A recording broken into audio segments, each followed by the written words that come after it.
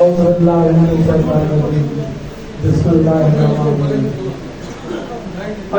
त जिगर शेर जो धारे अचबो हर देव है राकास के मारे अचबो ए मंजर मकसूद तो सहाय वचन हर हाल में अंजाम के पाड़े अचे लायके इज्जत और एहतराम साईं गाजी खान जमाली साहब चेयरमैन इलेक्शन कमेटी सिंध और उनकी मुकम्मल काबीना साईं सिकंदर जदोई साहब साईं मीर मोहम्मद रिम साहब साईं अमानला मार साहब साईं ममताज बदियो साहब साईं अब्दुल खालिक हमवार साहब साईं अदीक रहमान साहब पर नाला घणा वठंदुमि त इलाही टाइम लगी वेंदो जेके मुंहिंजे लाइ दोस्त वेठा हो क़ाबिल इज़त आयो क़ाबिल एहतराम आयो मुंहिंजो अव्हां खे सलाम आहे। दोस्तो सब खां पहिरियां त तव्हांखे इन शइ जी ख़बर हूंदी त इलेक्शन कामयाबियूं जुड़ंदियूं रहियूं वरी टिरंदियूं रहियूं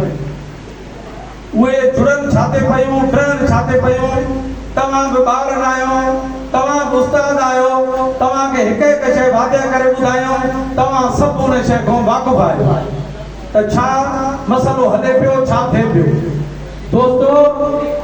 जियां त हीअ जेका इलेक्शन कमेटी अॼु ठही आहे तव्हां सभिनी जे साम्हूं जिन हलफ़ कयो आहे असां जेकॾहिं मां सिकंदर जदोईअ सां गॾु हुयुमि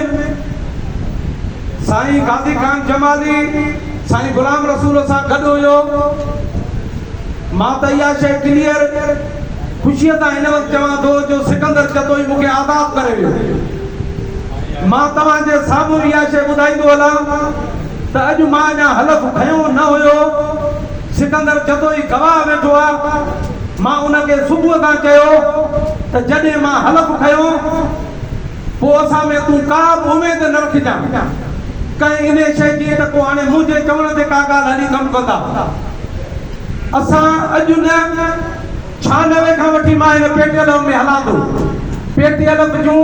लायूं चारियूं सभु चङे नमूने सां ॾिठियूं पर जेका पेटीएल 2015 खां वठी जेको पेटीएल सां हाञा थिया आहिनि उहो तव्हां सभिनि जे अॻियां साम्हूं आहे ऐं उहे छो थियो छाजे करे थियो उहो थियो ई इलेक्शन कमेटी खां उनजी शुरूआत थी। जेकॾहिं हिन स्टेज तां बि मां कूड़ हणां मां ग़लति ॻाल्हि कयां ग़लति बयानी कयां त शायदि पोइ मोचड़ो ॿियो गुनाह न हूंदो। इहा 2015 खां वठी इहा हली मां कंहिंजी बि न मुखालफ़त थो कयां न कंहिंजी का हिमायत थो कयां मां कसम खणी चवां थो त मां ॻाल्हि सच थो चवां ऐं जेका पेटीएल हिन वक़्त ताईं ट्रैक ते नथी अचे उहा 2015 खां वठी जीअं ट्रैक तो नथी आहे त हुनखे वरी सभु दोस्त ट्रैक ते नथा आणे सघनि। मां अॼु हिन एवान में हिन पिंडाल में सभिनी दोस्तनि सां इहो वाइदो थो कयां ऐं वचन थो कयां त जेका असांजी इलेक्शन कमेटी अॼु चूंडजी आई आहे मां उन्हनि खे बि अॼु ॿुधायां थो त तव्हां ऐं असां साईं गाजी खान जमाली में इंशाअल्लाह मुंहिंजे मुल्क मथां मुतफ़िक़ हूंदो पाण उहा शइ ॿुधाईंदो पर मां इहा शइ चवां थो त असां आइन खां हटी करे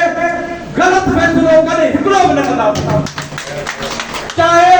केरु असांजो दोस्त हुजे दोस्त सभई आहियूं पर मता को असांजो वाक़ुफ़ बि न हुजे हिन पेटीएल जी ऑफिस में जेको असांजो दोस्त हूंदो उनखे बि इज़त ओतिरी मिलंदी जेको आम उस्ताद हूंदो जंहिंसां असांजो कंहिं जाइ ते मुलाक़ात बि न थींदी उनखे बि हिन ऑफिस में इज़त ओतिरी मिलंदी। मां सभिनी दोस्तनि खे चवां थो त पंहिंजूं अनाऊं छॾे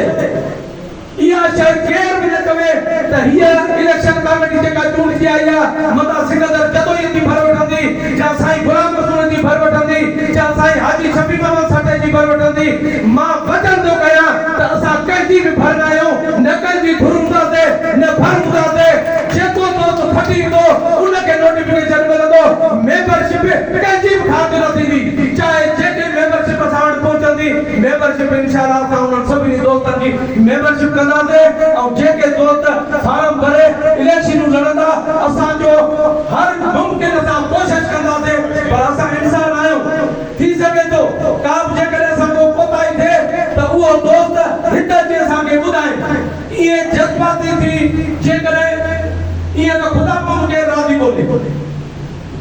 असां रोज़ राती सभु कोन हूंदा